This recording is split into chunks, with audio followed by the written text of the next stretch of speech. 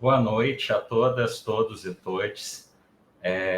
Estamos com muita alegria iniciando, né, mais um dos eventos dentro do CBLA. Dessa vez, a mesa As Artes e as Literaturas em Tempos Pandêmicos. A mesa é composta pelo professor Nivaldo Aureliano Léo Neto, da Universidade Federal do Pará, a professora Lívia Maria Natália de Souza Santos, da Universidade Federal da Bahia, e por mim, professor Marcel Álvaro de Amorim, da Universidade Federal do Rio de Janeiro.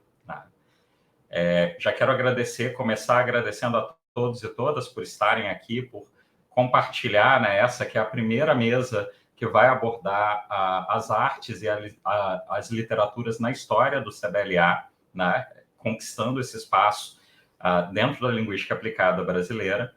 E já vou passar a palavra para a primeira apresentação da noite, do professor Nivaldo Aureliano Léo Neto, da Universidade Federal do Pará.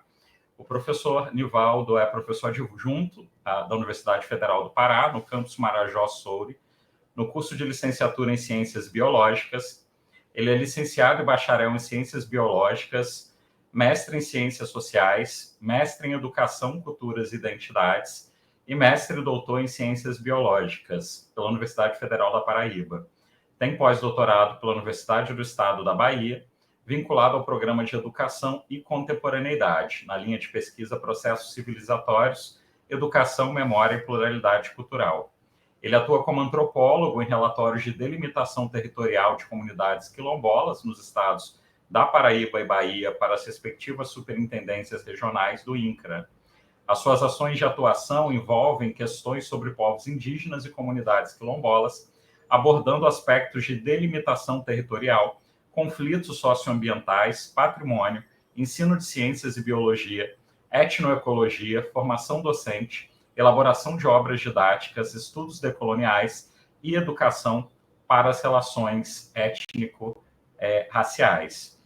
O professor Nivaldo, também carinhosamente chamado de Caju, né, vai apresentar o trabalho Ouvir e Escrever Memórias, mobilizações comunitárias interculturais para a produção de livros. Nivaldo, mais uma vez, obrigado por ter aceito aí o convite, ter aceitado o convite da Lab, e a palavra é sua. A sala tá cheia, minha gente. Como é que eu entro agora? A sala tá cheia, minha gente. Como é que eu entro agora? Eu entro, minha gente, eu entro. Com Deus e Nossa Senhora. Eu entro, minha gente, eu entro. Com Deus e Nossa Senhora. Um salve ao pai Euclides Talabian, da Casa Fante Achante, no Maranhão, que me deixou como legado o Baião de Princesa e essa canção de abertura. Eu peço licença a todas as pessoas que me antecederam nesse evento. Peço licença também a todas as pessoas que vão me suceder nessa fala. Peço licença a Lab, por ser uma pessoa da biologia, que está chegando para uma comunicação, e peço licença às pessoas, vocês, que nesse momento estão me escutando e se permitindo também, de alguma forma, serem tocados, tocadas, tocadas por palavras, por memórias e por emoções. Eu sou o Nivaldo Caju, sou um homem branco, tenho barba, cabelo longo e cacheado. Estou com uma camisa lilás, com bordados em forma de folhas. Atrás de mim tem um painel com espadas de São Jorge e outros tipos de folhas, para um banho de folhas. E um boné que simboliza a esperança que a gente está para esses próximos 4 anos de Brasil. Eu agradeço também, assim, para começar um pouco, o convite, um convite que foi feito pela professora Claudiana, para poder participar desse momento. Eu falo da Ilha de Marajó, uma ilha que de uns tempos para cá foi ouvida, né, e rememorada e mal vista, na verdade, mal interpretada, mas que não é bem uma ilha, é um arquipélago com mais de 2.000 ilhas, com proporções de um país, um pequeno país do norte da Europa. Então, é desse território, como diria o mestre de Quinho, do Carimbó, a Ilha do Marajó é deitada no mar, que ultimamente eu venho falando e venho significando. Quero deixar também agradecimento desde já e rememorar o programa Viva a Palavra, um programa que eu tive a oportunidade e o imenso prazer de estar perto, por tempo em que eu estava com a Universidade Estadual do Ceará. Eu era professor substituto da UES e eu pude conhecer o Viva a Palavra e eu digo que eu aprendi mais do que propriamente colaborei, mas são questões que me atravessam e me marcaram profundamente. E também registrar o prazer que eu estou tendo aqui de estar numa mesma atividade da professora Lígia Natália, ao qual eu venho acompanhando também a sua produção. Eu tive a oportunidade de conhecer a professora Lígia em um lançamento, em uma atividade que ela fez na UNEB, dentre tantas que a Lígia faz, em 2018, 2019, mais ou menos, no tempo que eu morei e residi em Salvador. Para esse momento, e eu estou também tentando falar um pouco mais devagar para facilitar o trabalho das intérpretes de Libras aqui, que estão carinhosamente e potencialmente fazendo o trabalho, eu fiquei pensando, depois que eu recebi o convite, o que eu poderia trazer para um Congresso Brasileiro de Linguística Aplicada. Eu, enquanto um biólogo, uma pessoa que veio do Ceará, que tem família em Pernambuco, uma pessoa que é angoleira da Capoeira Angola, discípulo da mestra Janja, mestre Poloca, Paulinha e mestra Manu, do Grupo Zinga, um aprendiz de artista. E o que eu poderia trazer para colaborar dentro dessa roda de conversa?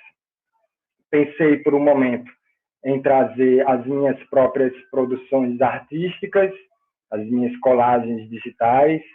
Depois pensei em trazer um trabalho que eu tive a oportunidade e prazer de orientar, um trabalho de TCC de uma estudante que fez ilustrações na qual os orixás aparecem como cientistas, uma publicação que a gente ainda peleja para fazer uma publicação, né?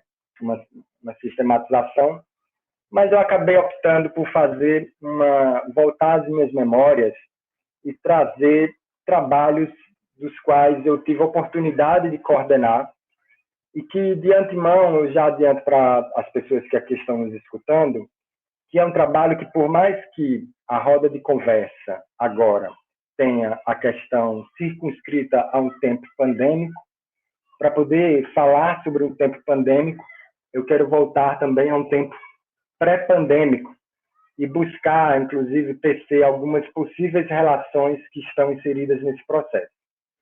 Eu gostaria que a apresentação pudesse subir na tela e eu vou pedir licença também às pessoas que aqui estão presentes, que eu vou ler um texto, né, que acabei enviando para a coordenação do evento, para facilitar, inclusive, o trabalho das intérpretes, mas também já peço licença que algum improviso possa ocorrer. Então, essa comunicação busca tecer relações entre a educação, a biologia, as artes e o ato de registro e escrita das memórias.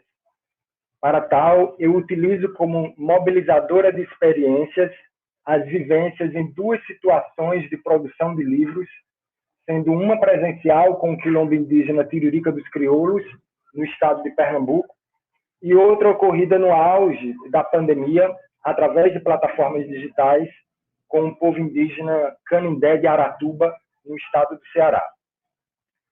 O que pode a escrita e as linguagens artísticas para as mobilizações de enfrentamento às violências? Há sentimentos de pertencimento que são despertados nos territórios educativos quando as memórias fluem, cantam, são escutadas e registradas, das águas que nos compõem, por quantos movimentos autobiográficos as emoções navegam. As duas vivências que irei compartilhar, elas refletem momentos históricos distintos no Brasil, mas ambas atravessadas por um ciclo de políticas públicas que refletem tecnologias de silenciamento que são combatidas através das mobilizações comunitárias. Me interessam aqui as emoções, entendidas por uma biologia do conhecer tão bem pensada pelo biólogo e neurocientista chileno Humberto Maturana. São as emoções que permitem as comunicações humanas, constituintes da vida ao coordenarem consensualmente as nossas ações.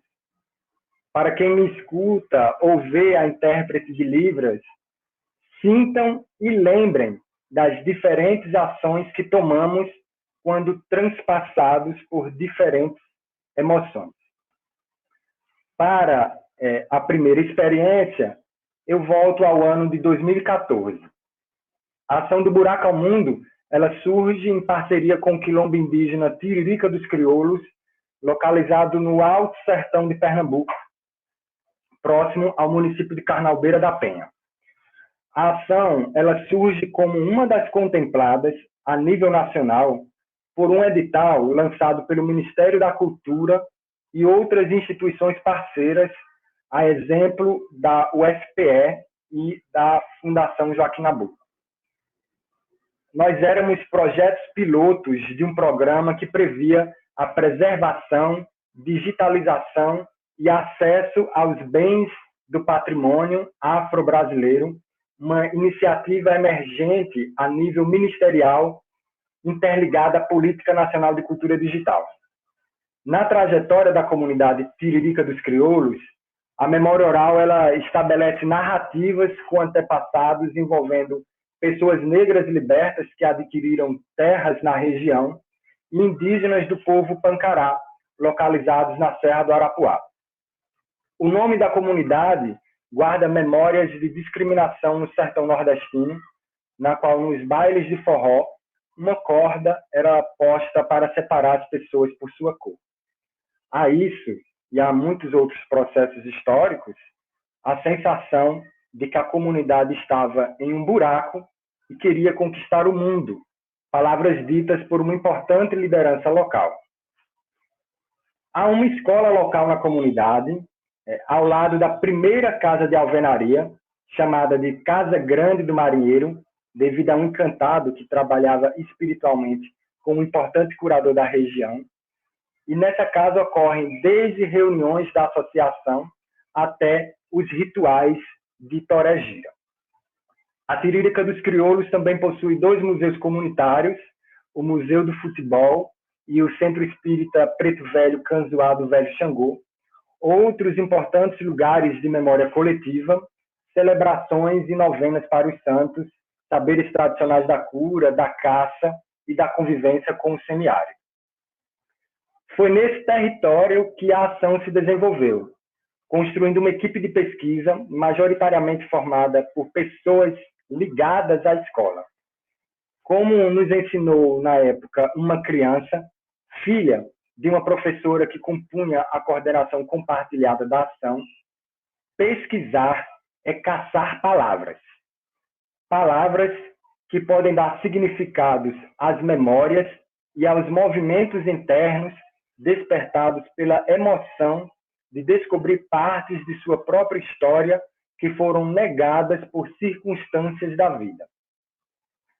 Ao longo de diversas oficinas de formação, as memórias fluíam, eram contadas, cantadas, encenadas, desenhadas, choradas. Desde já, e aqui fugindo um pouco do roteiro, eu chamo a atenção para os processos artísticos que estavam envolvidos, e quando eu falo artístico, ampliem a compreensão do que a gente pode compreender por arte, mas os processos artísticos que estavam envolvidos nessas oficinas de formação, nessas rodas de memória que juntavam gerações diferentes. As metas para a ação do Buraco ao Mundo, elas envolviam a produção de obras que pudessem servir de instrumento para a prática educativa das professoras locais, das quais eu cito como exemplo um livro e um CD duplo com benditos para os santos e as linhas de Toragira. Tá?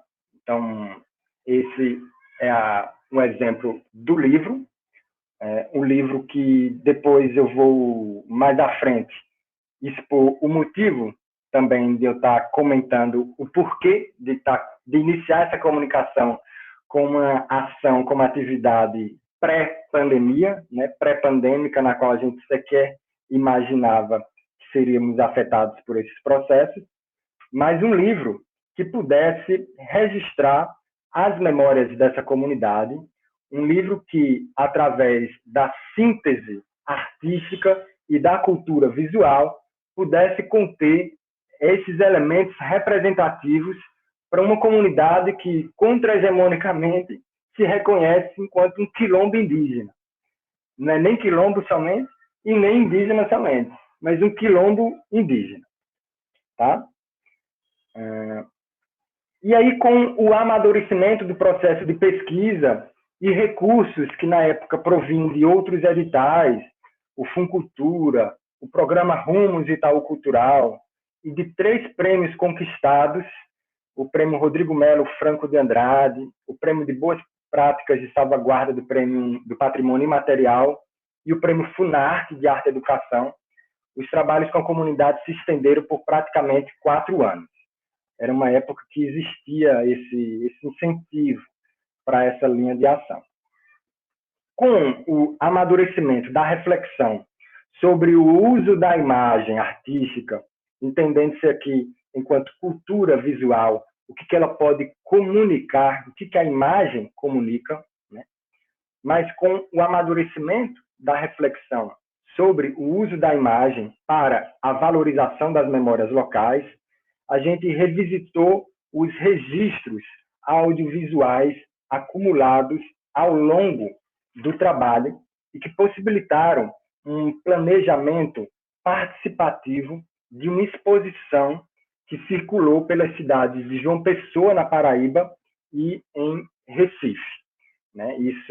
Essa imagem é uma das oficinas de formação que a gente buscava sondar o que seria esse processo de arte e identidade para a Tiririca dos Crioulos.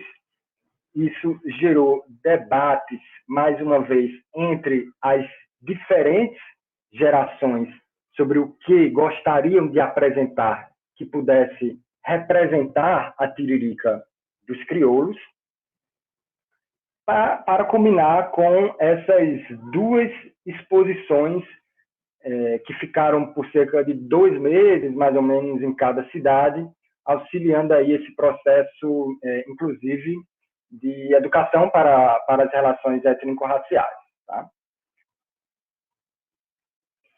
A narrativa expográfica que foi construída participativamente, bem como a escolha dos materiais expositivos, permitiu o desabrochar de emoções das tiririqueiras e tiririqueiros que, ao se defrontarem com as suas próprias memórias, ressignificam o seu lugar no mundo. Os guardiões e guardiãs da memória coletiva, conhecidos localmente como troncos velhos, eram a fonte da qual boa parte da narrativa jorrava. As pessoas mais antigas, elas não escreviam, mas através da fala, da oralidade, contavam, cantavam e encantavam essas palavras que eram escritas pelas professoras pesquisadoras locais. Isso aqui é mais uma imagem da exposição, né, para vocês darem uma olhada. Objetos que nunca tinham saído da comunidade dentro desse processo de sistematização artística, como um altar de São João Batista, instrumentos da banda de pífano com aproximadamente 200 anos, foram designados pelas lideranças locais para saírem desse território tradicional e ocuparem às galerias de arte. Tá? Após todo o acúmulo da ação, em 2018, provavelmente devido à reformulação ministerial, as políticas de cultura digital elas foram descontinuadas e, com isso, a gente perde o blog, esse blog que está aí, que armazenava e disponibilizava gratuitamente para o download todos os materiais produzidos pela ação. Agora, para além da pontualidade que é a perda de um site, o que eu chamo a atenção aqui, né, é o corte sistemático a políticas públicas que, dentre as ações, democratizava o acesso às artes e à cultura digital, principalmente apresentando a diversidade étnico-racial que compõe, entre aspas, aí, o povo brasileiro. A segunda experiência que trago para esse compartilhamento é a ação Pelas Veredas da Tecnologia, uma experiência artística de rastrear e caçar as ciências da cultura digital, que foi conduzida em parceria com o povo indígena Canindé de Aratuba, no Ceará, enquanto eu estive como professor substituto da Universidade Estadual do Ceará. E, na época, essa ação ela conseguiu ser contemplada com financiamento da Lei Aldir Blanc. Então, percebam, apresentei um pouco de uma experiência pré-pandêmica que se interrompe, ou que, pelo menos, o grande marco de ameaça a ela foi uma descontinuidade de uma política de cultura digital, na qual um dos ramos era o acesso e preservação aos bens do patrimônio artístico afro-brasileiro. E agora faço aí esses desafios, registro das memórias em plena pandemia. O povo Canindé ele está situado no maciço de Baturité, e no território tradicional do povo a gente encontra a segunda iniciativa museológica indígena do Brasil, um museu que foi idealizado e inicialmente organizado pelo cacique Sotero, mestre da cultura tradicional no Ceará. Museu e escola atuam em conjunto, pois compreende que ambas, né, as instituições, lidam com memórias e emoções, e, consequentemente, a educação também. Muito ainda eu poderia dizer assim, sobre o povo Canindé e do que, particularmente, eu aprendo, venho aprendendo e espero continuar aprendendo na vivência com os povos e as comunidades tradicionais. Mas, nesse espaço-tempo que me cabe, né, eu destaco o seguinte, que se metodologicamente as atividades participativas eram similares aos trabalhos realizados com a Tiririca dos Crioulos, com o povo Canindé a gente vivenciou o auge da pandemia no ano de 2020. Todas as atividades foram realizadas pelo Google Meet, cabendo a algumas poucas pessoas do povo indígena a atividade de pesquisa no território tradicional. Os troncos velhos eles eram incluídos nesse processo da oralidade, da memória, apesar de todo o estranhamento que tinham em falar para um aparelho de celular que contavam que tinha várias pessoas escutando ali. Agora, apesar das limitações do espaço digital, foi justamente por essas veredas, esses caminhos, até então desconhecidos, que a mobilização comunitária rastreou as suas memórias. Se reunir para as oficinas de formação era entrar em um espaço de acolhimento e superação para encontrar a esperança. O resultado também desse processo de superação foi a sistematização de um livro que ainda vai ser lançado e disponibilizado gratuitamente para download também, que será utilizado na educação escolar indígena. O encontro com as artes, pensando nessa questão das artes, né, mais uma vez, ela foi um dos aspectos mobilizadores que adubava, adubo, essa tarefa de escrever em palavras o que está na memória oral. E muitas dessas memórias acabaram sendo um terreno fértil para a elaboração de versos em rima característicos da literatura de cordel. Só para dar um exemplo. Em vias de conclusão, né, nesse tempinho aqui, eu canto nessa roda aqui algumas loas que podem ser de cheganças, como quem busca início, meio e fim, mas também como quem busca meio e meio, né? Sem essa questão de início e fim. E as experiências de educação intercultural que eu relatei, que a gente pode colocar para debate, elas nos indicam o potencial das artes e do processo de escrita de memórias que historicamente foram silenciadas e excluídas. Mesmo que em uma delas a gente tenha um cenário pré-pandêmico do vírus, ambas nos apresentam formas de enfrentamento a algumas mazelas da vida, movimentos que buscam desmantelar essas engrenagens da necropolítica. Tá? O ato de escrever nessa situação demonstrou a síntese, os acordos, a escolha, a pesquisa e a escuta das oralidades. Uma escrita que não está restrita a sujeitos externos às comunidades, no caso eu, um exemplo, mas cujo protagonismo partiu dos próprios moradores e moradoras que se transformaram em pesquisadores de si, capazes de escutar as sabedorias das pessoas mais antigas, as que vieram antes, e organizá-las em palavras escritas, estabelecendo em algumas ocasiões fissuras, brechas, rupturas em formas canônicas de escrita. Lembrando aqui da Grada Quilomba e parafraseando um pouco, o que é que precisaria escutar o sujeito branco, né, da boca da pessoa negra ou indígena e indígena? Em algumas situações, não se trata nem da necessidade de escutar, mas da estratégia tecida em torno do silêncio. E não aquele silêncio que é imposto, mas o silêncio que transpassam os segredos vedados às outras pessoas.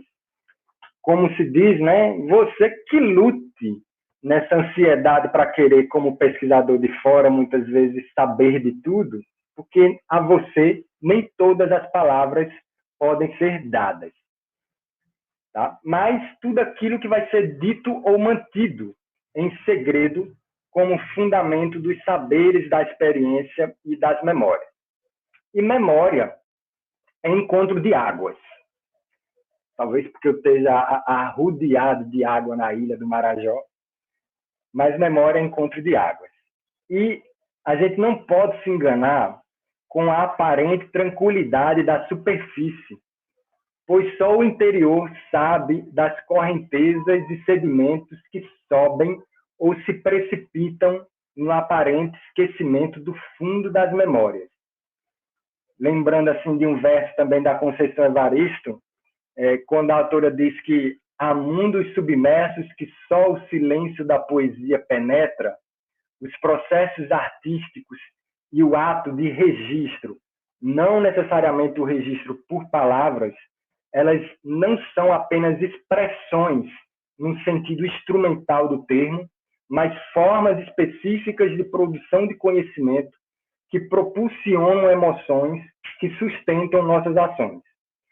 O processo criativo proporcionado nessas experiências através das artes não se restringiu às questões técnicas dos desenhos, fotografias e a diagramação gráfica do livro. A arte e a educação, ela foi um princípio fundante, mobilizadora de emoções, pertencimentos e acolhimentos. Processos artísticos que eram propostos tanto por pessoas externas à comunidade, a exemplo da Aya Auroiara, atualmente professora da Federal do Norte de Tocantins, mas também a pessoas da comunidade, a exemplo do professor Douglas Bandeira e Leonardo, ambos da Tiririca dos Crioulos, e do professor cordelista Reginaldo Canindé. mas processos artísticos que também estavam nos troncos velhos, guardadores de outras formas artísticas de gerações passadas. Mas eu acredito essa mediação através das artes, essa função de tradução, entre aspas, da oralidade para a escrita. As duas situações elas partem de uma equipe de pesquisa local, formada principalmente por professores e professoras das comunidades. Devido à minha atuação em um curso de licenciatura, eu não tenho como desconectar a importância dos processos permanentes de formação docente.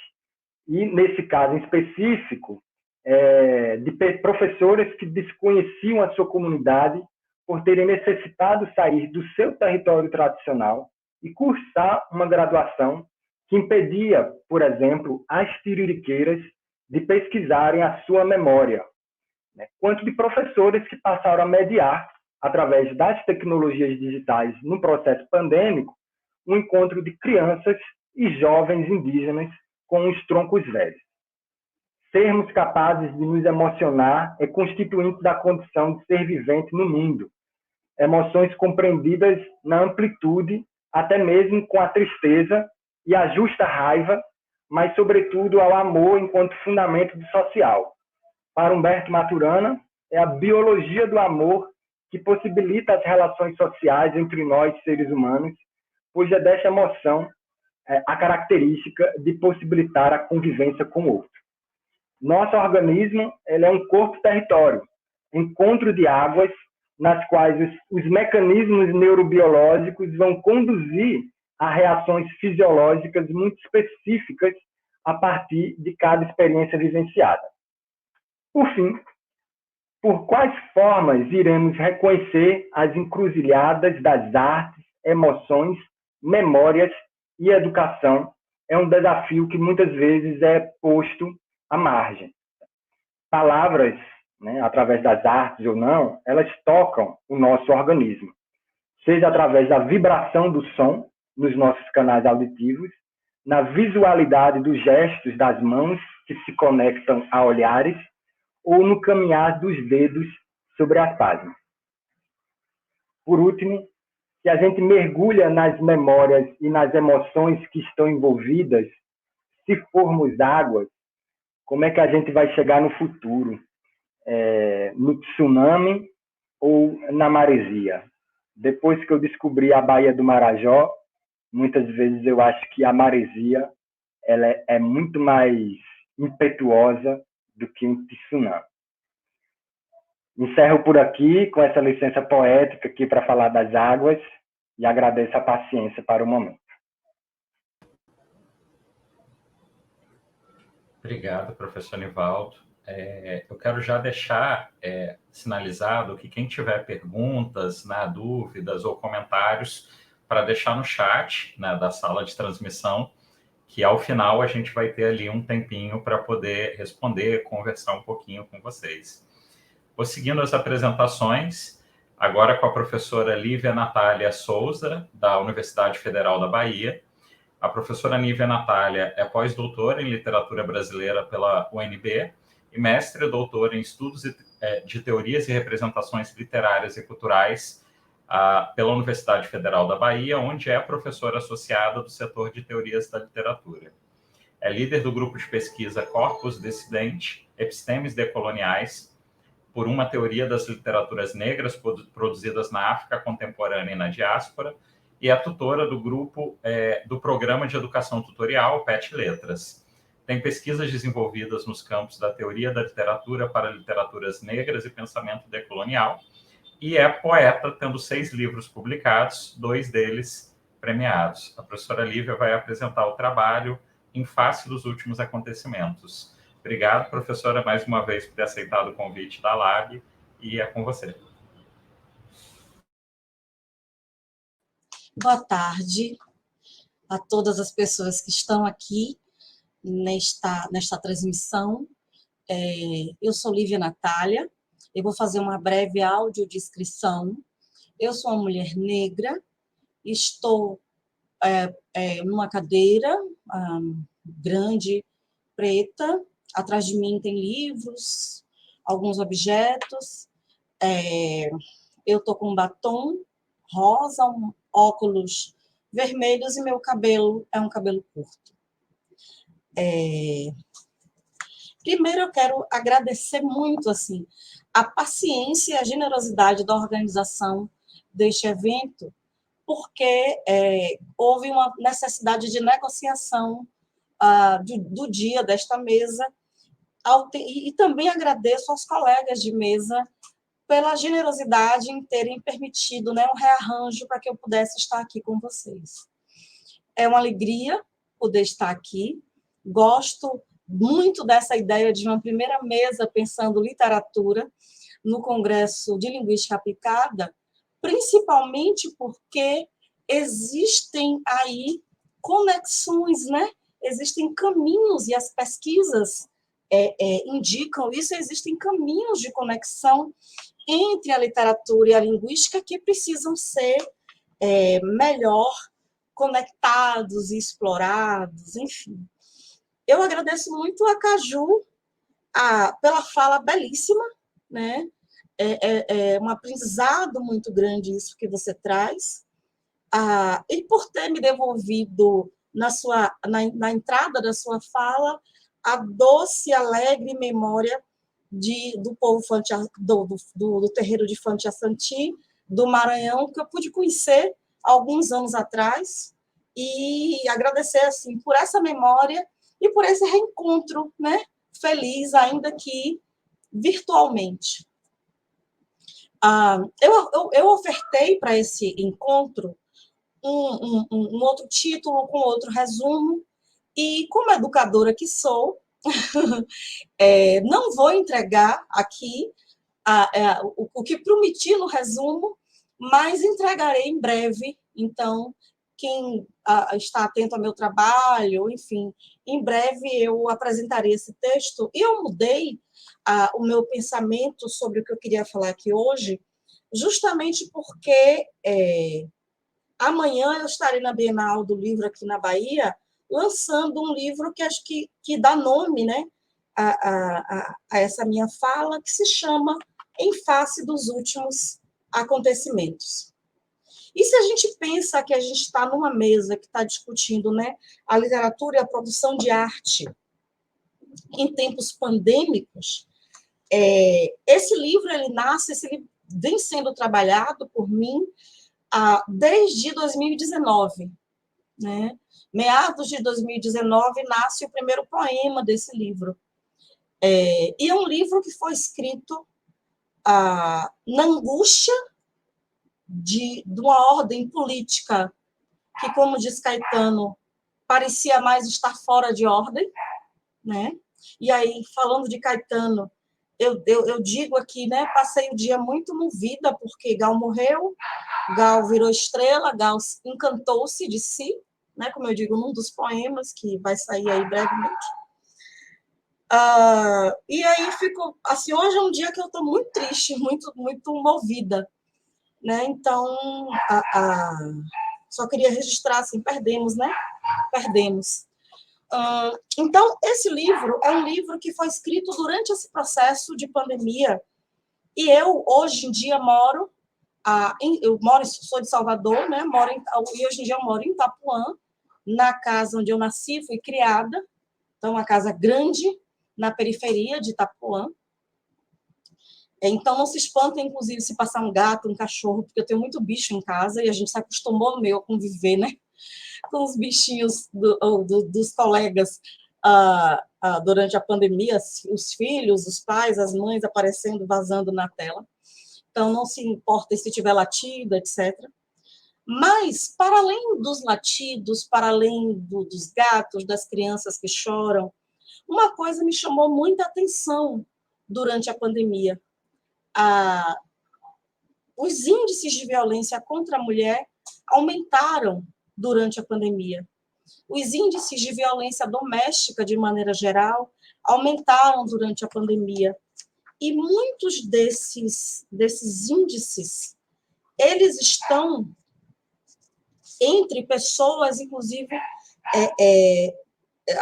as principais vítimas foram mulheres portadoras de deficiência.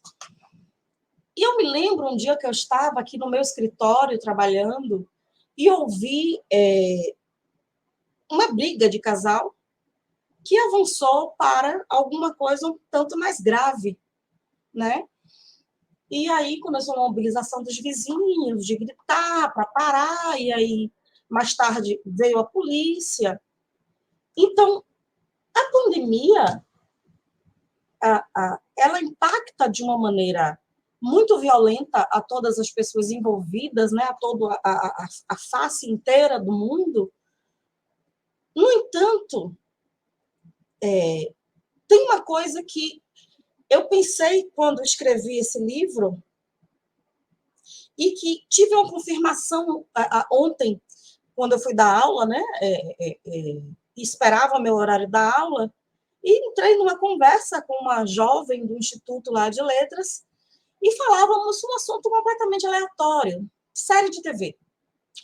E aí eu disse a ela que eu tinha assistido a uma série que falava sobre as consequências do furacão Katrina nos Estados Unidos e falando muito sobre o que aconteceu com New Orleans. E ela olhou para mim e disse assim, eu nunca ouvi falar disso. Ou seja, quem não lembra, o furacão Katrina, ele devastou uma parte dos Estados Unidos. O presidente à época era o presidente Bush, ele estava no seu último mandato, e ele recebeu um aviso, um alerta de que seria um furacão muito violento, mas ele atingiu basicamente uma parte do país em que havia muita gente preta. Então, ele simplesmente se responsabilizou por ignorar os alertas. Então, quebraram barreiras de diques, né, de água, foram rompidos, muitas pessoas morreram, a situação naquela região ficou muito grave para aquelas pessoas.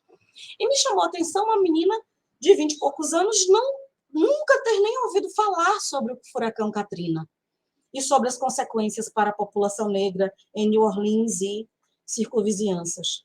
Então, esse livro, parece que eu tenho uma fala que é muito, divaga muito, mas eu estou dando voltas para chegar onde eu quero. Quando a gente pensa nos últimos acontecimentos neste país, desde a desordem imposta por um governo extremamente violento, até nós enfrentarmos uma pandemia sob um governo negacionista,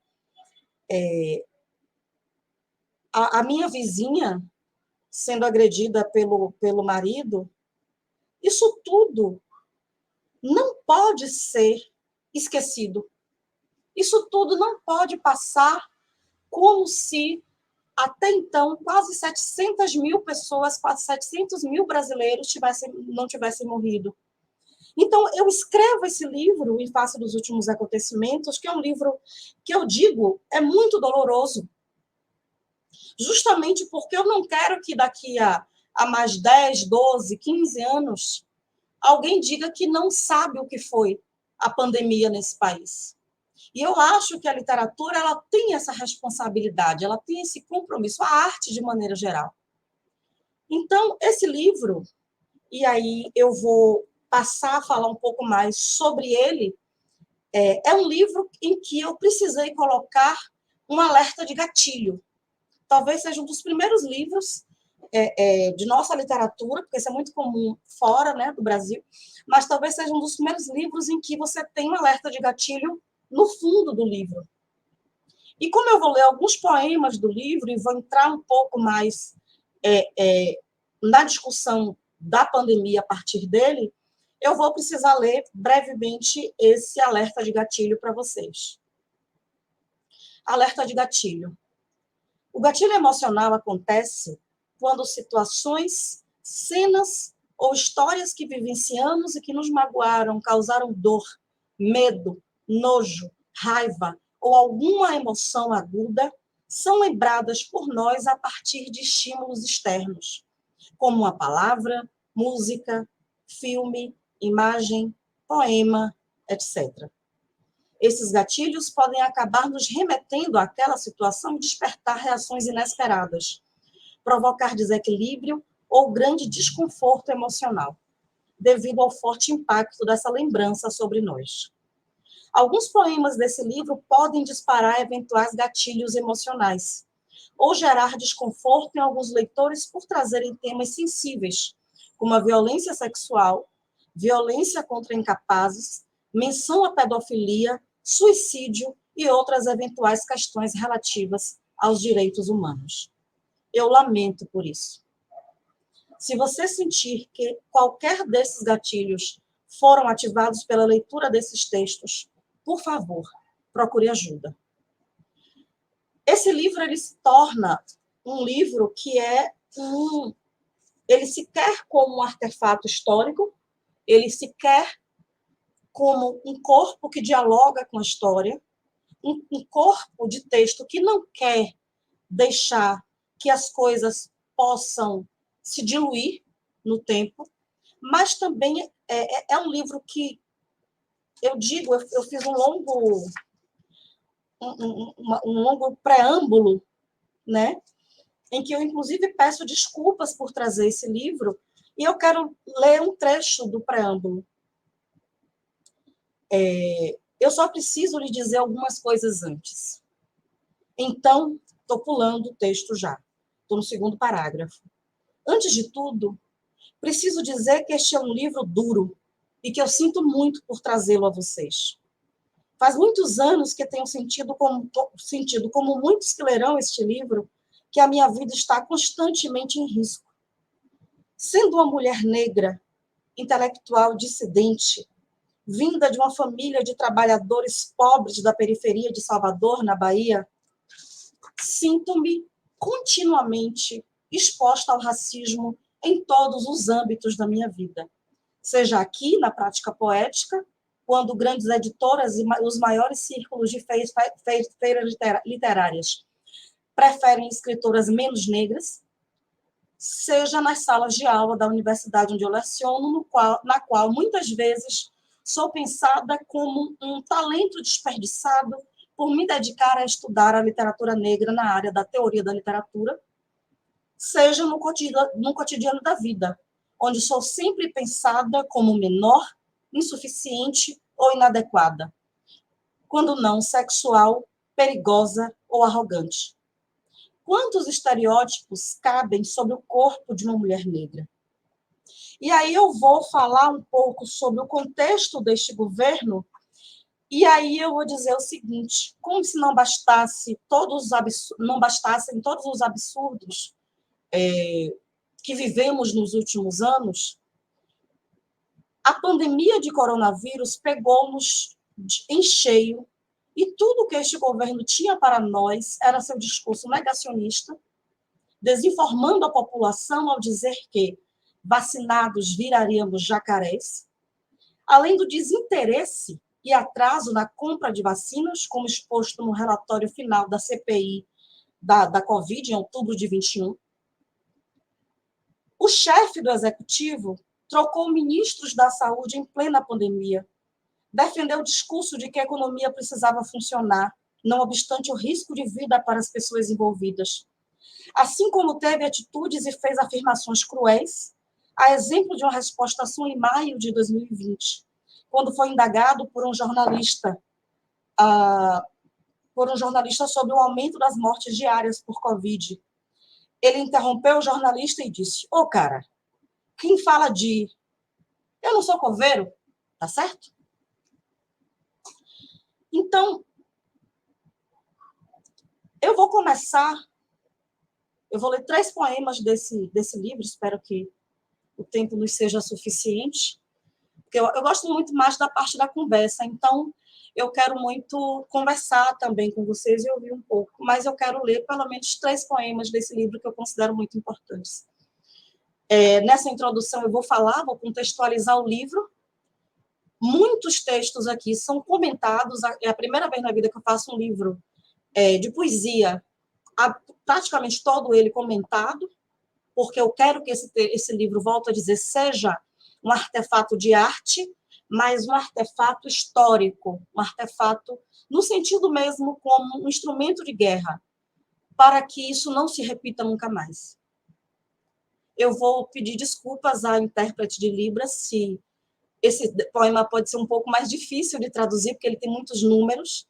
Então, eu vou tentar, as intérpretes todas, né, porque agora está a Kátia, eu vou tentar falar devagar, para que você possa traduzir e para que as pessoas possam acompanhar. O nome deste poema é O Fascista e a Liberdade de Expressão. Ele começa com a seguinte epígrafe. O Brasil confirmou o primeiro caso de Covid-19 no dia 26 de fevereiro de 2020.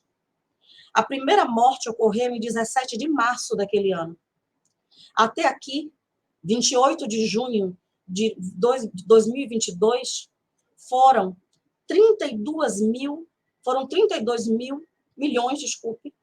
206.954 casos e 670.848 mortes, segundo os números oficiais. E o poema começa. 9 de março de 2020. 0 mortos. Está superdimensionado o poder destruidor desse vírus. 20 de março de 2020. Só 11. Tá vendo aí?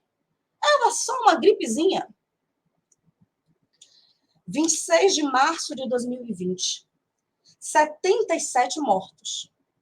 Brasileiro pula em esgoto e não acontece nada. 20 de abril de 2020. 2.584 mortes. É um número grande em um mês, hein? Ainda bem que eu não sou coveiro. 28 de abril de 2020. 5.050 mortos.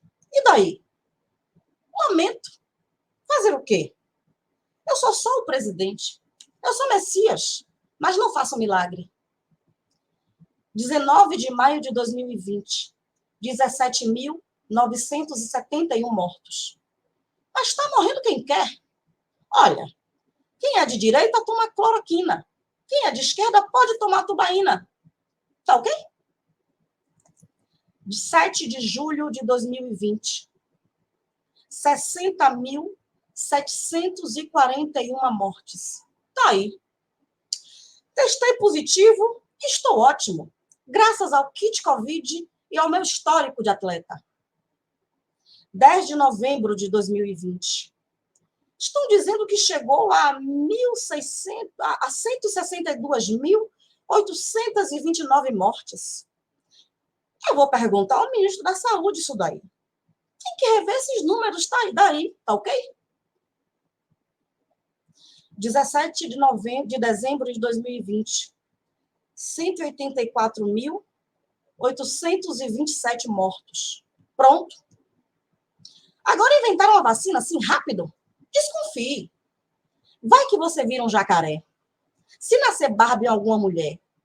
E se algum homem começar a falar fino? Mas sabe o pior? Isso aí vai mexer no sistema imunológico das pessoas. No RNA, no DNA, em tudo. 22 de janeiro de 2021. 243 mortes. Não está aprovada cientificamente a vacina do Dória. Quem vai nessa pilha de vacina é um idiota útil. Eu sou mais a cloroquina e a ivermectina. Até rimou. Sacou? 4 de março de 2021.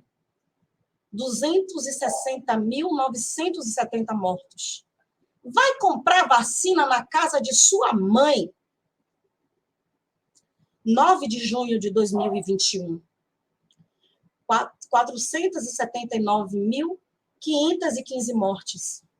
Mas quem está contando? Eu nunca vi ninguém morrer tomando hidroxicloroquina. A vacina tem comprovação científica. É experimental. Você vai tomar? Otário. 17 de junho de 2021. 490.000 1.194 mortes. Quem já teve está vacinado, tá ok, meu rebanho? 8 de setembro de 2021. 584.421 mortes. Olha aqui. Morreu quem tinha que morrer. Ora bolas. 24 de dezembro de 2021. 618.398 mortes. E outra, não vai vacinar criança. Quantos morreram até agora? E eu respondo, entre menores de 18 anos foram 1.207 óbitos, sendo 110 entre recém-nascidos com menos de 28 dias de vida. Ah, pelo amor de Deus, não está morrendo criança que justifique vacinar. 12 de janeiro de 2022, 620.371 mortes. A Ômicron é bem-vinda. É um vírus vacinal maravilhoso. 22 de janeiro de 2022, 622.801 mortes. Lamento profundamente, mas é um número insignificante.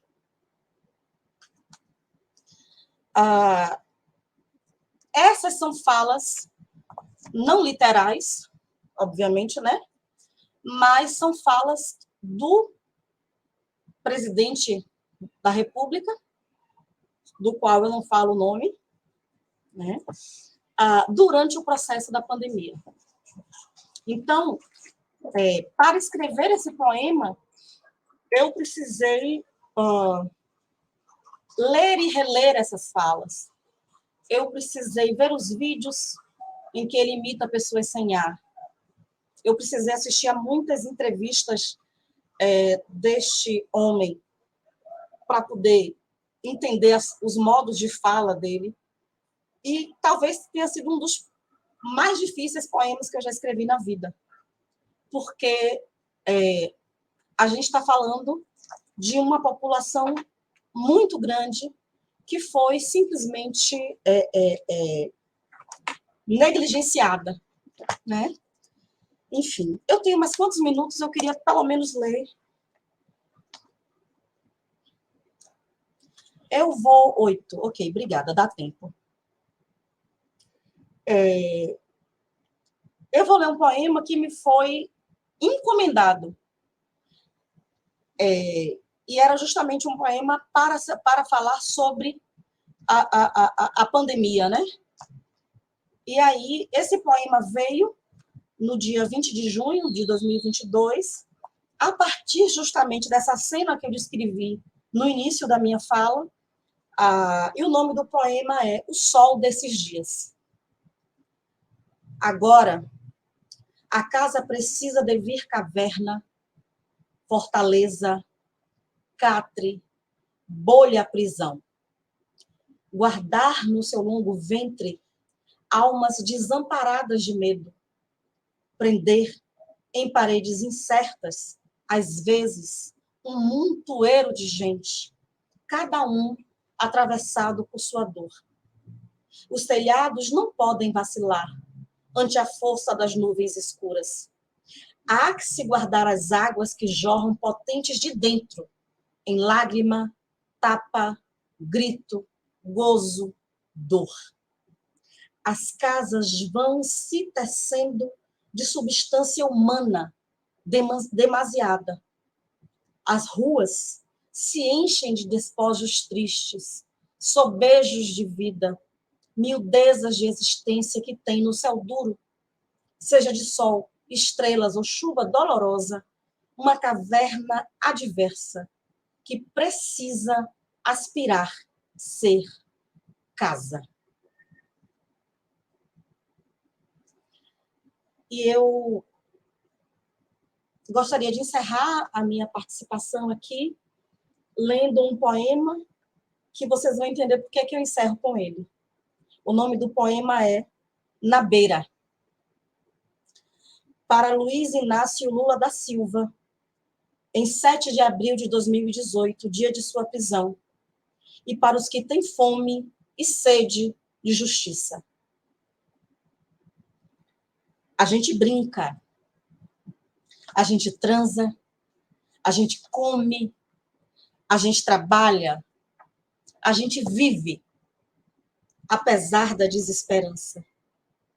A gente vive é para enganar o medo, para fazer de besta o juiz imoral, para esquecer desta justiça caolha. A gente devia era avisar que a toga é curta para lhes cobrir as vergonhas. A gente vive, a gente é carne de pescoço. A gente insiste, a gente brinca, a gente persiste e transa, come, trabalha. A gente é carne de pescoço. Somos gente sofrida no sopé da dor, oprimidos pelo medo severo, cotidiano, mas há sangue em nossas veias caladas. Um grito antigo, atlântico e eterno, que pode te matar quando virar uma navalha. Obrigada.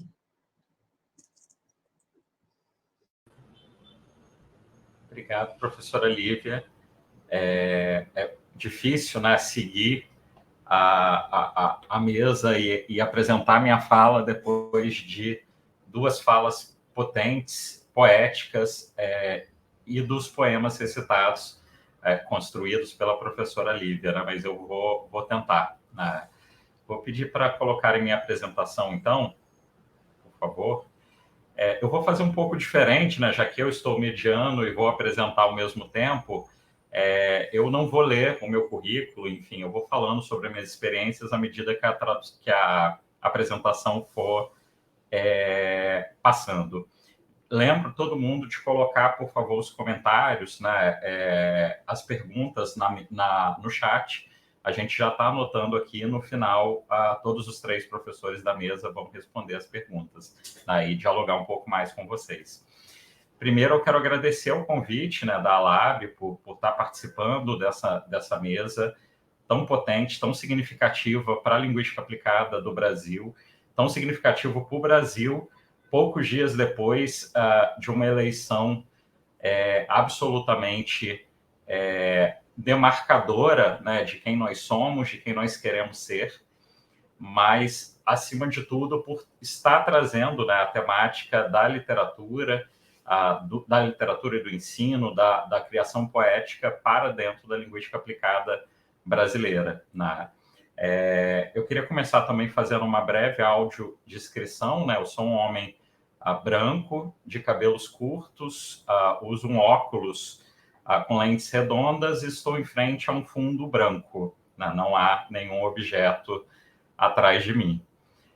Quando eu recebi o convite, né, das professoras Claudiana, Glenda, Branca e toda a diretoria da Alab, eu fiquei pensando muito sobre o que falar quando eu vi o tema da mesa, né?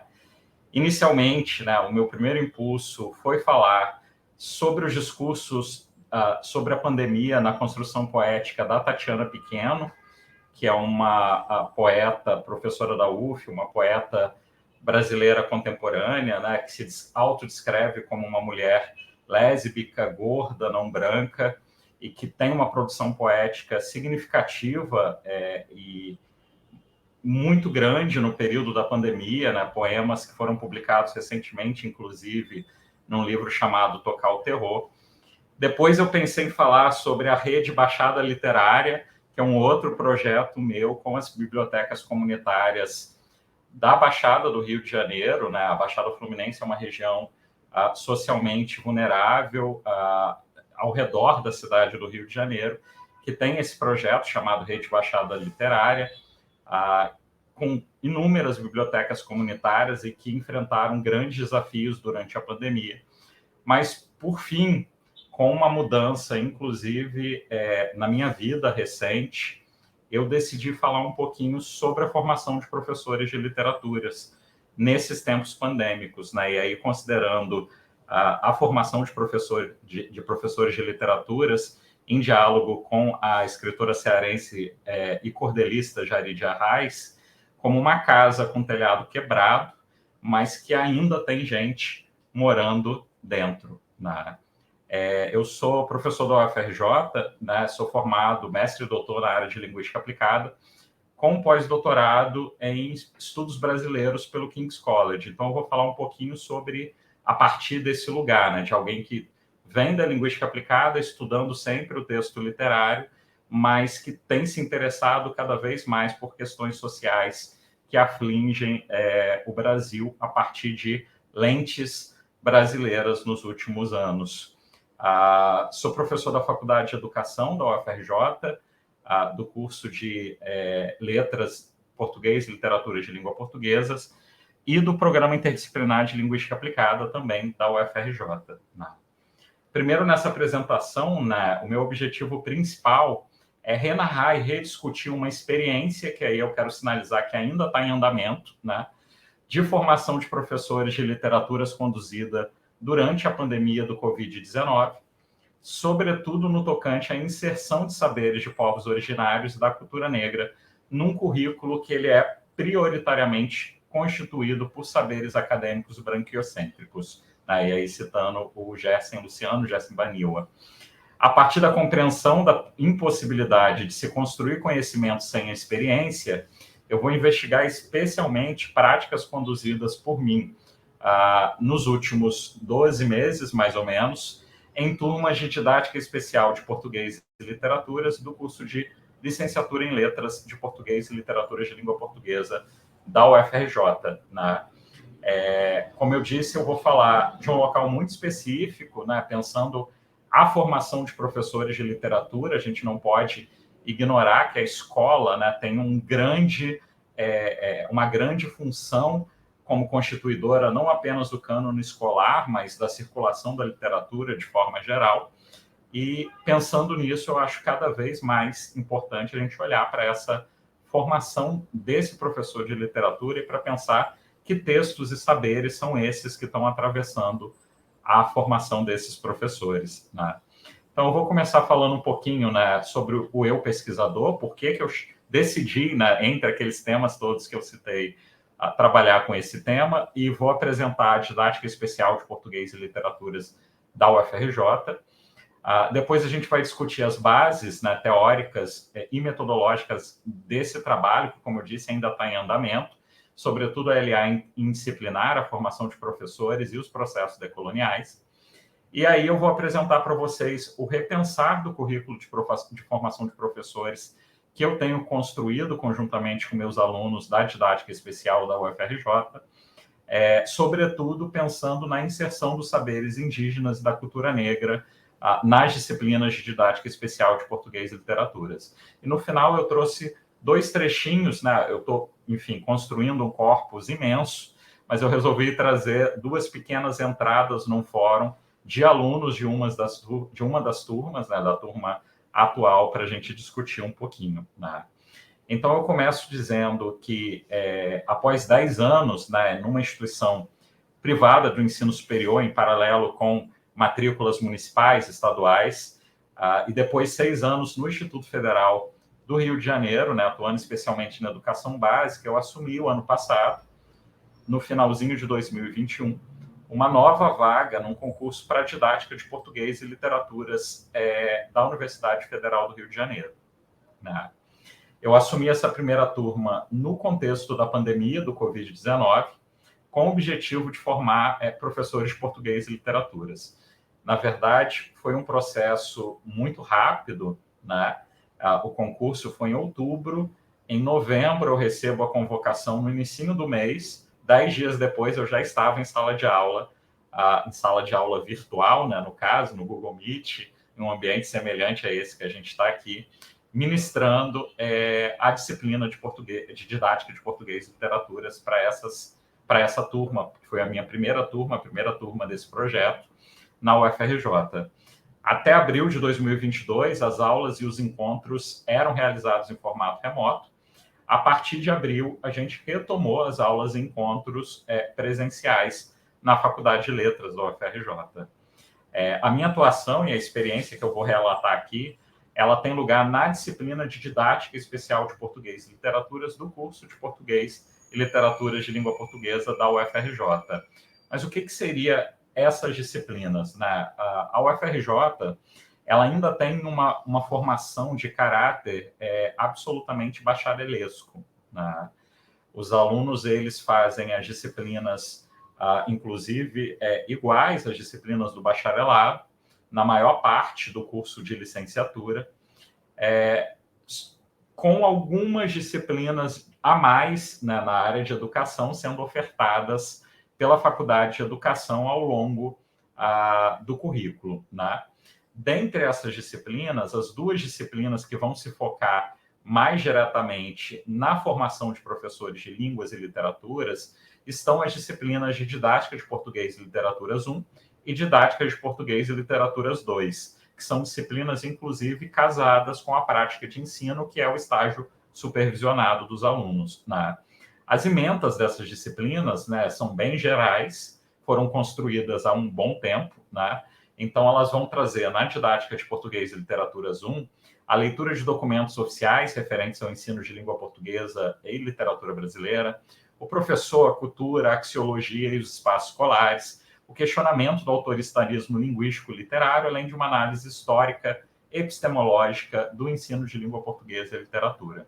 Na Didática 2, a gente vai discutir planejamento, segundo a ementa, né? A gente vai discutir o planejamento de aulas e a elaboração de projetos de língua portuguesa e literatura brasileira com vistas à realidade educacional brasileira, técnicas e métodos ativos com base nos problemas emancipatórios. Eu tenho muita implicância com essa ideia de métodos ativos, essa é uma ementa que a gente quer mudar logo, né? A leitura e a escrita como práticas sociais inclusivas e redimensionamento das práticas de avaliação a partir da diversificação das formas de excelência. Mas, considerando, obviamente, a autonomia do professor, quando a gente recebe essas ementas, a gente as ressignifica.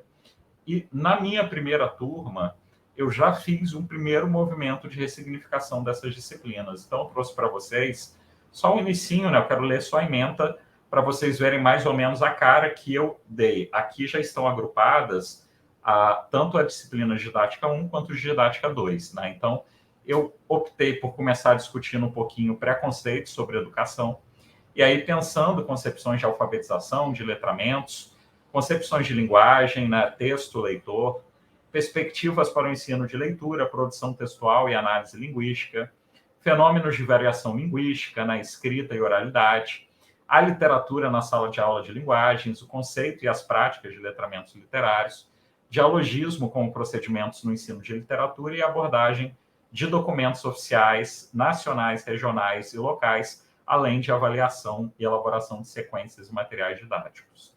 Repare, qual era o problema desse plano? Ele tinha, a priori, né, lembrando do nosso foco aqui de discutir a questão da inserção dos saberes indígenas e negro-brasileiros, apenas uma unidade no final de Didática 2, que ia trabalhar com a minha pesquisa, até a época, né, voltada para literaturas de resistência e a sala de aula da educação básica, né? Então, nessa unidade, que era lá no finalzinho, o último mês e meio de Didática 2, a gente ia trabalhar com diálogos entre os saberes escolares e a realidade social dos alunos, o discurso literário como espaço de construção de identidades em sala de aula, os letramentos literários e os temas transversais, né, assim como os letramentos de resistência, pensando ali na viabilidade das leis de 2003 e 2008, no que tange a inserção das literaturas indígenas negro-brasileiras na sala de aula.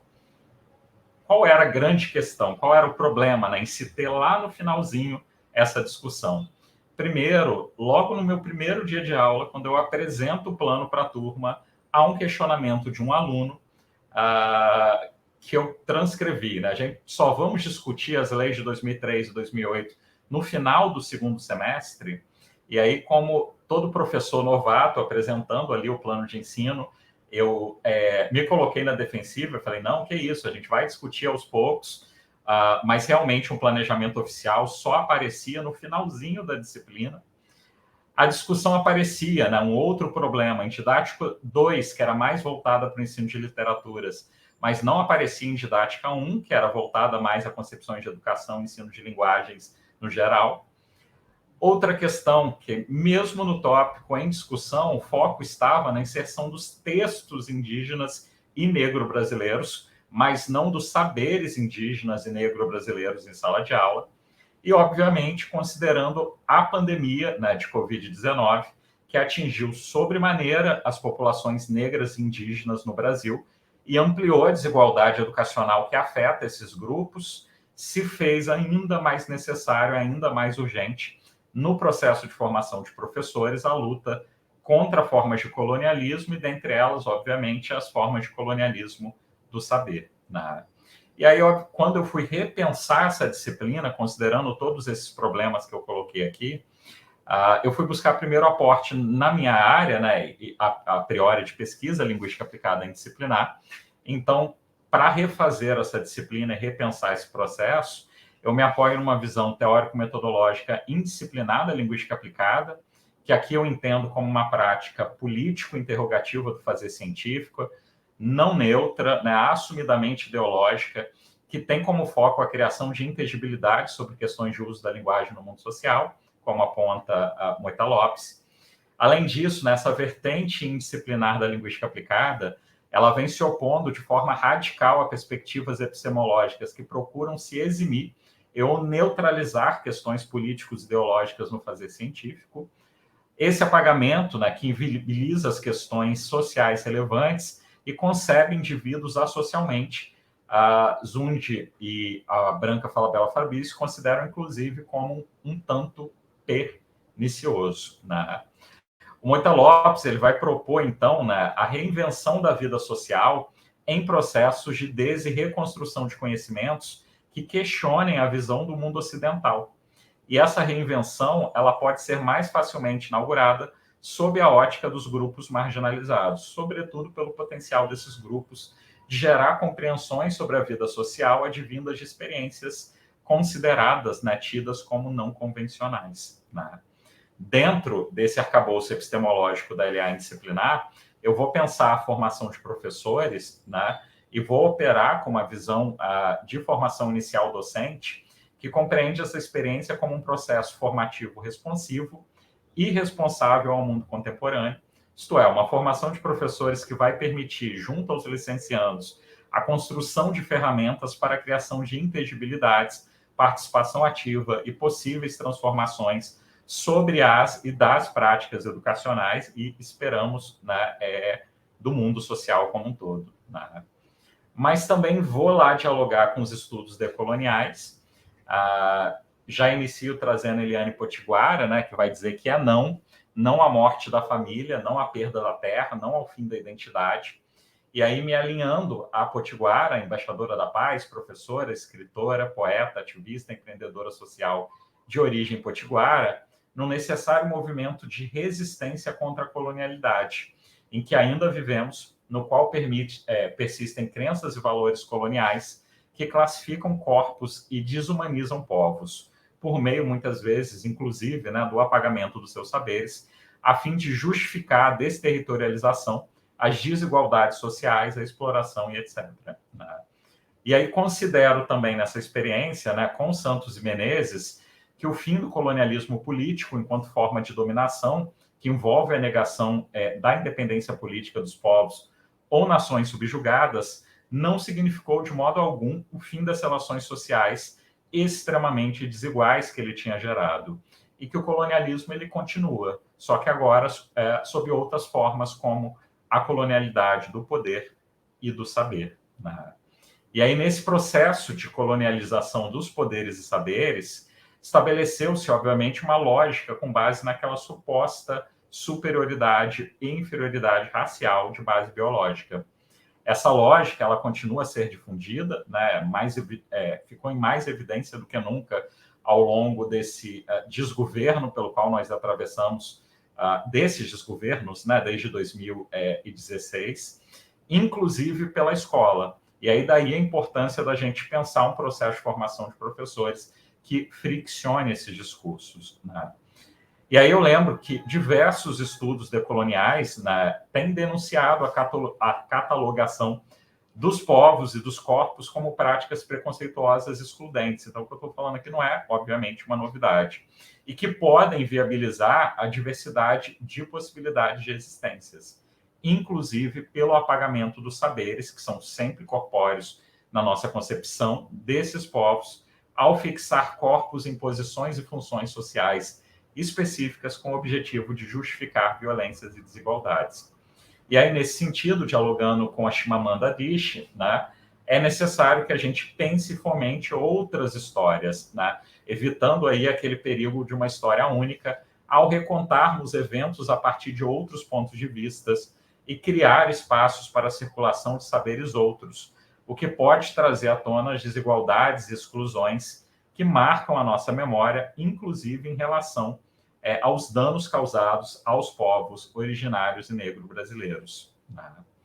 No campo educacional, em específico, que é onde se centra a minha pesquisa, essas lutas se materializam nas macropolíticas, né, a partir de ações como a criação do Ministério das Mulheres, Igualdade Racial e Direitos Humanos, que a gente sabe foi muito mal administrado, inclusive, nesse último desgoverno, e a implementação da política de cotas sociais, mais especificamente pela promulgação das leis 10.638 de 2003 e 11.645 de 2008, que buscavam favorecer a ressignificação das identidades plurais a partir da inserção, respectivamente, da cultura afro-brasileira e indígena no currículo escolar.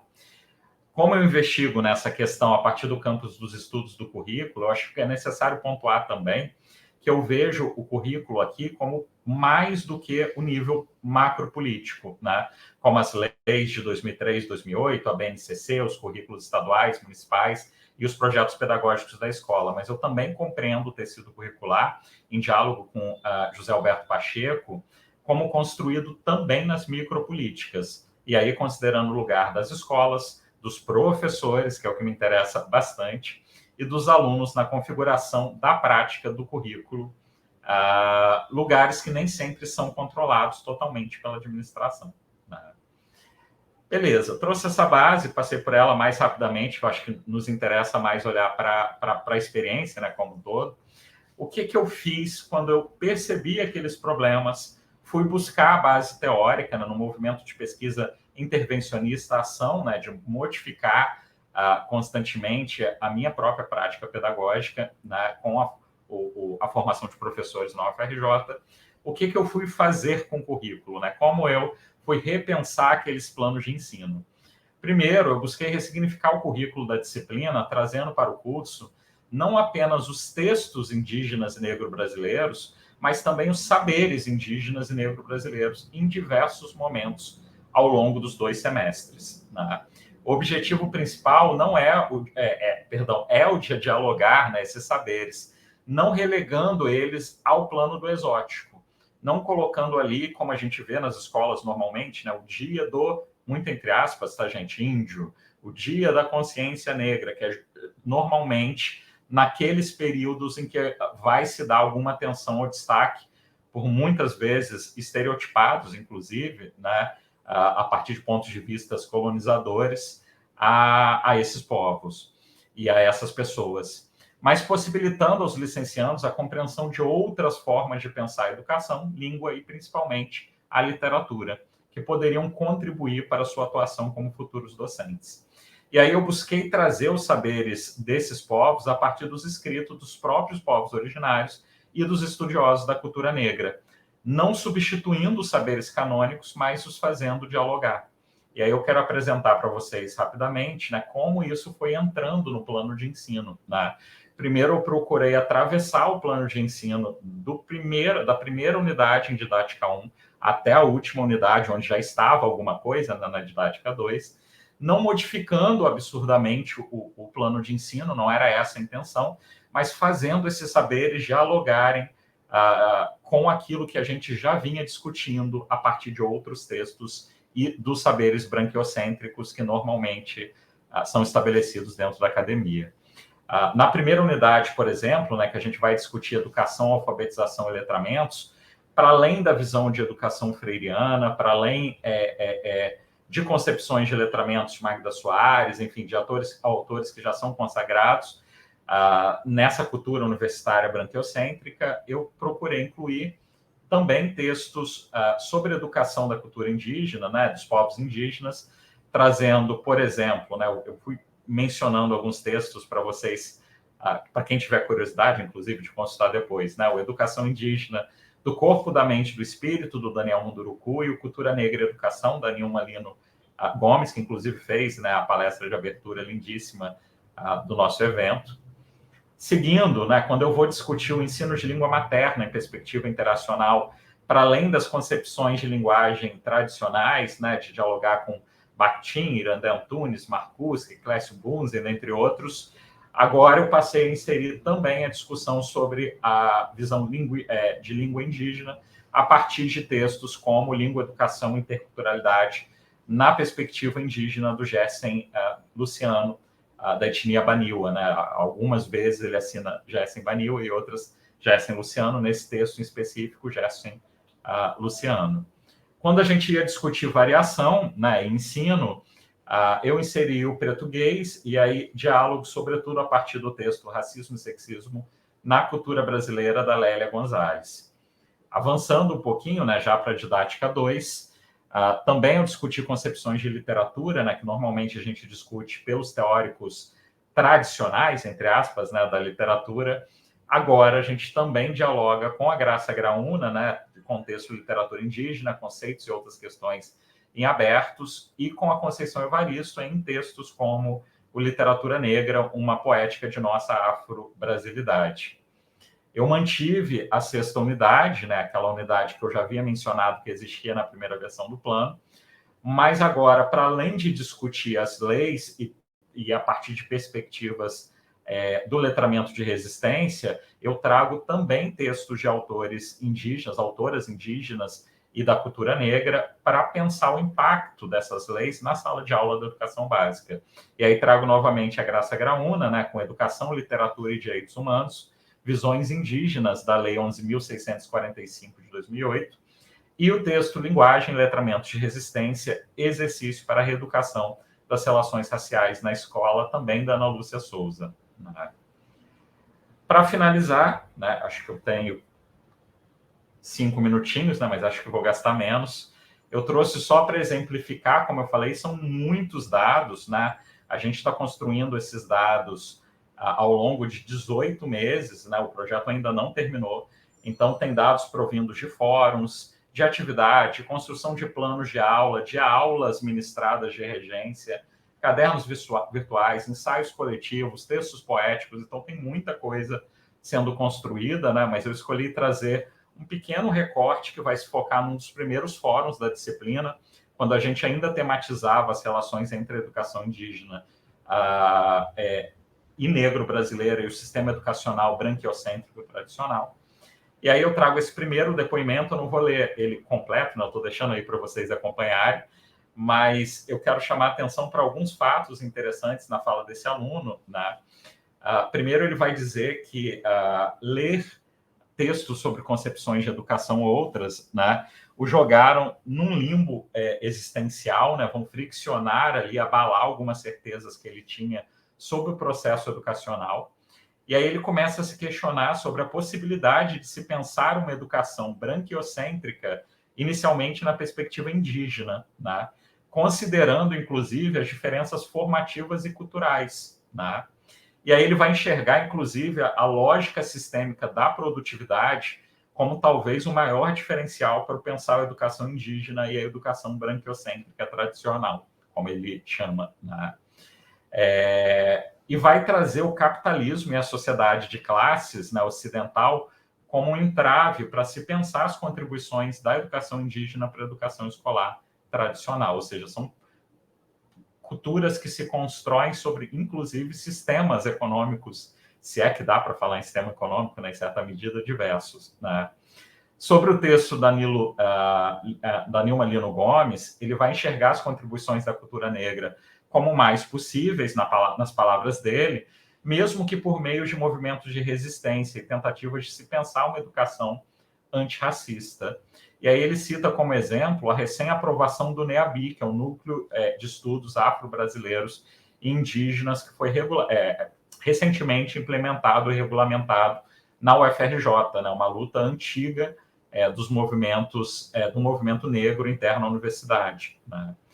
O segundo e último depoimento que eu trago, né, para ir encerrando a apresentação, é de uma outra aluna que vai, primeiro, enxergar como principal diferença entre a educação indígena e a branquiocêntrica o objetivo da educação, que para ela, né, no sistema capitalista, e os dois sempre atrelando muito a uma visão sistêmica de classes, né, está atrelado a condições futuras, enquanto a partir da ideia de você vai se formar para alguma coisa, sua formação está ligada à condição futura, né? Que é algo que não existe no pensamento educacional indígena. A própria ideia de futuro é uma ideia muito abstrata e que não existe nos sistemas de pensamento dos povos, né, pelos quais, dos textos os quais a gente leu e discutiu em sala, né? Porque essa educação está pensando o presente, né? E ela pontua também, né, como na educação indígena, a ideia de educação não se resume à intelectualidade e que o professor não é o centro do processo educacional, né? Segundo a aluna, a educação indígena ela vai se pautar pela coletividade, pela experiência, né? Ela é intersubjetiva, ela é intercósmica, né? E não propriamente bancária, como esse sistema branquiocêntrico tradicional que a gente vê aí na maior parte das escolas, né? Sobre a cultura negra em específico, ela vai apontar para a insuficiência da ideia de pluralidade cultural, que atravessa geralmente a maior parte dos documentos oficiais, incluindo a BNCC, e a necessidade de friccionar discursos sobre a chamada democracia racial, sobre o mito, né, da democracia racial. E ela vai simbolizar a necessidade de se trazer saberes, crenças e vivências das pessoas negras para o centro da discussão na escola. Por fim, essa aluna ainda vai apontar que ela enxerga a necessidade de se ressignificar o papel do educador na escola como aquele que poderia auxiliar no processo de reconstrução de discursos que naturalizam as diferenças étnico-raciais, né? E aí, agora, realmente, para finalizar, né, como eu disse, é uma experiência ainda em andamento. Eu trouxe um pequeno recortinho dessa grande trajetória textual que a gente vai, em algum momento, né, esquematizar e analisar. Assim como algumas fricções nos discursos tradicionais sobre educação, língua e literaturas na formação de professores, eu também já venho relatando e descrevendo algumas dificuldades que eu estou notando, né, tanto dificuldades conceituais, né, de compreender esses outros modos de pensar, esses sistemas de pensamentos que são diferentes, né, nesse texto específico do Daniel Munduruku, que a gente foi discutir a ideia de não existência do futuro enquanto um conceito na filosofia indígena. Foi uma aula que sentamos e suamos, né, discutindo em conjunto, assim como diferenças operacionais. Obviamente, quando a gente fala de outros modos de produção de conhecimento, não basta inserir esses textos em sala e discuti-los, a própria dinâmica interacional tem que ser modificada em sala de aula. E aí eu lembro também que ao longo do curso, para além dos saberes, a gente tem também lido textos, sobretudo poéticos, contos, né, e alguns capítulos de romances de literaturas indígenas e negro-brasileiras junto à turma, né? Gente, é isso. Muito obrigado.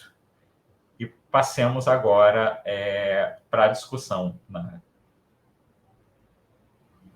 Eu acho que pode tirar minha apresentação, por favor, e inserir Natália e Caju com a gente.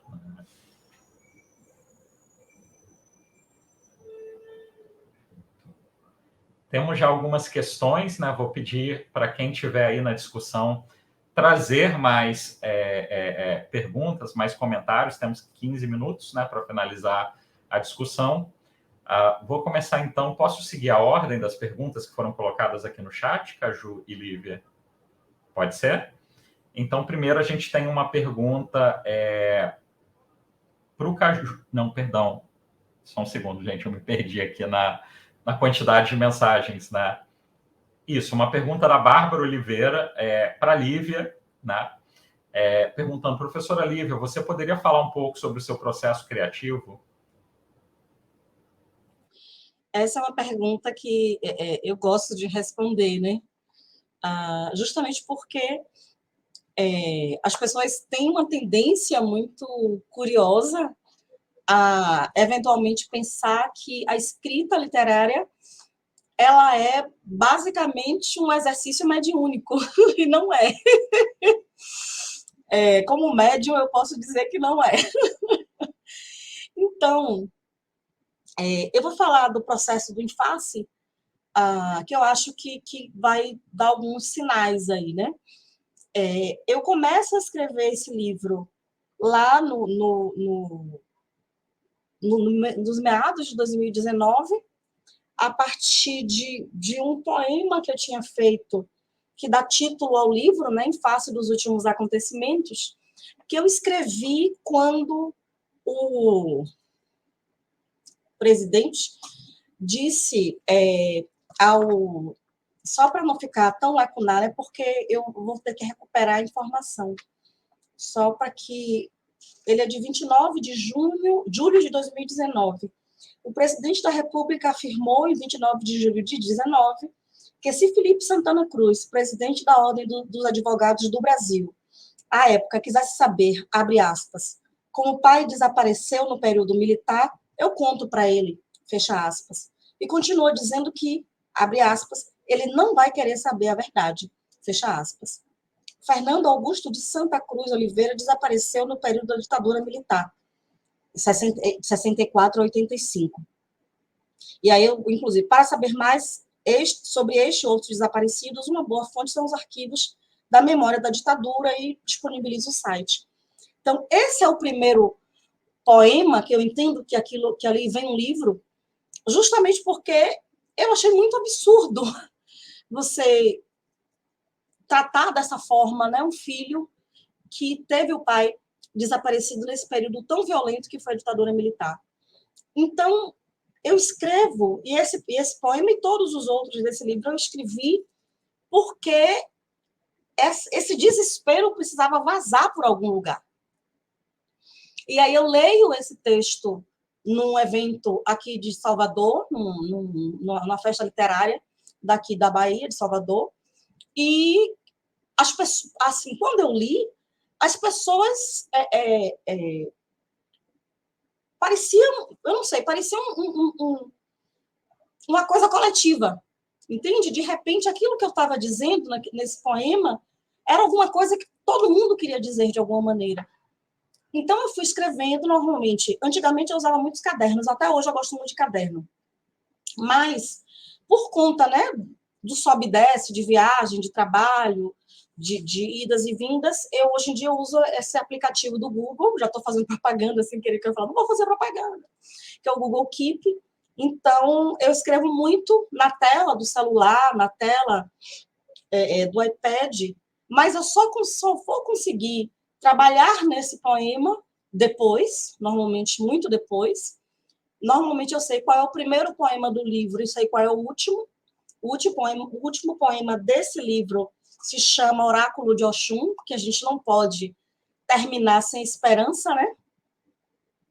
Porque é muito difícil a gente escrever contra alguma coisa que só quer nos ver morta. Então, assim, e aí normalmente, para produzir esse livro, eu imprimo, né? Eu sou analógica, então eu tenho que imprimir, e aí eu vou revisar na mão, então você tem 2, 3, 4 versões impressas, e aí vai e volta, e aí eu releio. Então, eu não tenho, como alguns escritores têm, uma rotina de trabalho. Porque a poesia, por mais que não seja um exercício mediúnico, ela não me permite a rotina, né? Muitas vezes eu acabo escrevendo ou vendo ideias de escrita em cenas completamente aleatórias, né? Em contextos completamente aleatórios. Então, o meu trabalho é fisgar aquela ideia e depois trabalhar nela, né? Eu sei que quando eu digo que o desespero, que eu tinha que ter um lugar por onde vazar esse desespero, né, dos últimos acontecimentos, Mas eu também tenho que dizer, existe um processo aí de muito trabalho com a linguagem. Isso é a base do que eu penso, do que é a poesia que eu escrevo. Eu posso dizer qualquer coisa, mas eu não posso dizer de qualquer forma. Então, eu acho que é mais ou menos por aí. Não sei se consegui responder. Se quiser mais alguma coisa, a gente vai conversando. Obrigado, professora. Vou passar para a segunda pergunta, então, para o Caju, né? Uma pergunta da Bárbara também. Ela pergunta, professor Caju, nas suas vivências, a política se articula com a arte. Você poderia falar mais? Arte é forma de resistência dos povos tradicionais?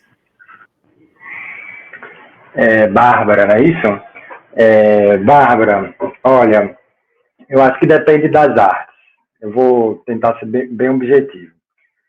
Eu sempre gosto de qualificar, né? Até, por exemplo, questões como o pessoal fala, educação salva o mundo, a gente tem que qualificar que tipo de educação a gente está falando. A mesma coisa das artes. Até porque, se a gente for voltar no tempo, no início do século XIX, teve a Academia Imperial de Belas Artes. E uma das funções da Academia Imperial de Belas Artes era de favorecer a comunicação de uma classe branca, letrada, que vinha de Portugal, a uma população negra e indígena majoritariamente analfabeta. E foram as artes nesse processo de comunicação. Mas eram artes que favoreciam a exclusão, né? O silenciamento, justamente a aniquilação dos processos de resistência. O meu processo, inclusive, enquanto artista biólogo, parte dele é pesquisar acervos de ilustrações científicas em busca dessas imagens de silenciamento. Não para pensar especificamente como é que a população negra e indígena estava sendo silenciada, mas os mecanismos da branquitude que estavam postos ali naquele processo. Agora, o que a gente chama de arte, muitas vezes, para os povos tradicionais, não é arte. É outra coisa, que não tem nem nome, às vezes. Se você vê, assim, por exemplo, pessoas como Denilson Banil, a Dayara Tucano, no Ceará nós tínhamos o Benício Pitaguari, né, que faleceu, um jovem artista, eram pessoas que problematizavam e diziam, olha, isso que vocês chamam de artes indígenas não é arte indígena, mas se vocês querem dizer que é arte indígena, tudo bem. Então, era essa forma de expressão, essa forma de conhecimento que estava sendo posta aí. O que é fato é que, por exemplo, no âmbito da escola, e pensando no povo indígena Canindé, e quando você pensa curricularização, e eu penso sempre nessa questão da interculturalidade, existe um componente curricular que é artes e espiritualidade. Veja só, Lívia. Então, o pessoal, nessa aula de artes e espiritualidade, está cantando sobre o toré, né? Cantando sobre os encantados. Então, o que é arte? O que é religião? O que é ciência? Isso são definições nossas, muitas vezes. E, por último, veja que é importante a gente ver a arte de uma forma ampla. Então, não somente, às vezes, essa questão de pintura, poesia, fotografia ou audiovisual. Mas veja as artes presentes nas culturas populares, por exemplo. Então, um coco de roda, um carimbó, uma ciranda, o bumba-boi, o cavalo marinho, isso é uma manifestação artística. E as pessoas, eu enquanto brincante, eu não trabalho para no final de semana, aqui no Marajó, ir para a roda do carimbó. Eu vou na roda do carimbó para poder me fortalecer e conseguir trabalhar ao longo da semana. É o inverso. Né? A proposta é inverter, é girar essas questões. Mas sim, né, pelo que eu aprendo, é uma forma de resistência dos povos tradicionais, e não somente dos povos tradicionais, quando a gente entende aí povo tradicional pelo decreto 6.040, né, de 2007. Mas a arte, ela pode ser uma forma de resistência. Vendo a sua pergunta, por exemplo, eu me lembro do Ileaie, né, assim, aí em Salvador. É uma arte, é uma resistência. Mas não é uma população tradicional dentro do conceito jurídico, mas é uma arte e é uma resistência. Então, que é lidada enquanto forma de comunicação. Então, eu acho que para mim fica isso, né? O que está sendo comunicado através das criações artísticas e se são ou não resistências nesse processo. Perfeito, professor. Eu acho que já até respondeu a primeira parte da pergunta da Áurea, né, de certa forma, que ela vai perguntar se a literatura de mulheres nas coletivas podem ser pensadas em seus trabalhos como uma prática de resistência, né? Então, acho que o professor Caju, de certa forma, já respondeu, né? Mas lembrando que nunca é apenas uma questão de autoria, mas é uma questão de autoria e também de um discurso estético construído, né? E qual seria o papel das escolas nesse panorama atual dos saraus e slams, né? Áurea, eu não pesquiso diretamente os slams, né? A professora Cíntia Neves, lá da Unicamp, tem se debruçado um pouco mais sobre a relação escola-slam, mas eu vou te falar que, pelo menos no Sudeste, né, as escolas elas têm tido aí um grande diálogo com o slam, sobretudo pelo trabalho do Emerson Alcade, né, do slam das Guilherminas, que faz desde 2017, se eu não me engano, a batalha interescolar de slam, né, que começou com 5 escolas e hoje já são mais do que 120 escolas envolvidas na última versão da batalha ocorrida em São Paulo. Mas eu te digo que os slams têm mais a contribuir para a escola do que a escola tem a contribuir para o slam, na minha visão, né? Assim como os saraus, obviamente, né? De toda forma, a gente tem visto, né, quando eu acompanho os alunos nas provas de regência, nos estágios, a gente tem visto discursos sobre o slam entrando dentro da sala de aula da educação básica. Aqui no Rio de Janeiro, especialmente nas escolas que vão atender as favelas, né? Então, por exemplo, eu tive numa prova-aula na Gávea, que é um bairro de classe média alta aqui do Rio de Janeiro, mas uma escola municipal que atende alunos especialmente da Rocinha, que é a maior favela da América Latina, ainda, se eu não me engano, né? E a prova-aula, né, da licencianda era sobre slams junto a esses alunos, né? E aí, durante a aula, eles levantaram batalhas de rima, eles falaram em saraus, enfim, outras questões, sobretudo da periferia carioca, foram sendo trazidas. Então, eles estão dentro da escola, mas eu acho que a gente tem que pensar que eles podem mais contribuir para a escola do que a escola contribuir para eles, né? Claro que é dialógico, né? Mas eu não sei, eu tendo a gostar de pensar mais por esse direcionamento, né? E aí eu acho que é um comentário final aqui da Ana Paula.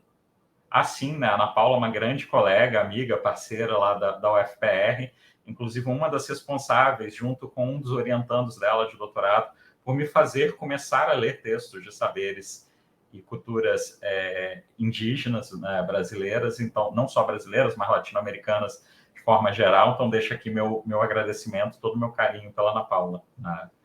Não sei se há mais alguma questão, algum comentário.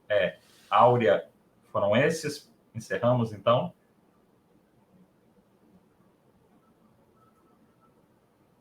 Acho que encerramos, né?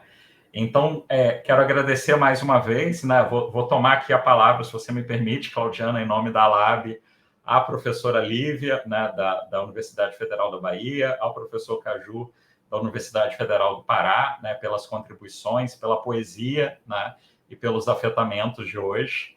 E quero lembrar a todos, todas e todes que logo em seguida temos a palestra Educação Linguística Antirracista e Letramento Racial Crítico em Pesquisas Recentes, proferida pela professora Aparecida de Jesus Ferreira, em outra sala. Eu não vou saber o nome da sala, mas pesquisem na programação que vai estar lá direitinho. Quero agradecer novamente ao Caju e à Lívia, agora pessoalmente, pela partilha, pela possibilidade de aprender com vocês hoje, né? Acho que isso o mais importante de eventos como esse, é o diálogo, é a conversa, é a aprendizagem, são as anotações. Eu estou aqui com um bloco de notas lotado de anotações depois das falas de vocês, né? E desejar a todos, todas e todos uma boa noite. E professor Caju e professora Lívia, se quiserem também falar alguma coisa, é com vocês, né?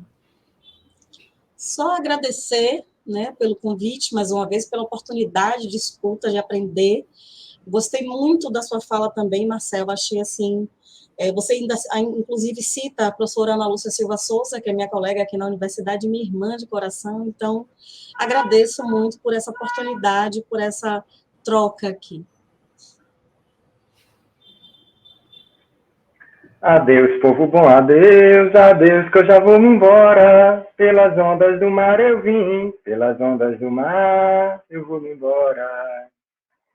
Agradeço também essa possibilidade, esses afetos, essas emoções. Muito satisfeito, viu? E quem tiver interessado aí, tiver escutando, me procura no Instagram, @nicaju, que lá tem um pouco das minhas produções artísticas, às vezes ou outra eu coloco umas colagens digitais, alguns processos desses. É isso, gente. Muito agradecido. Boa noite. Boa noite, pessoal.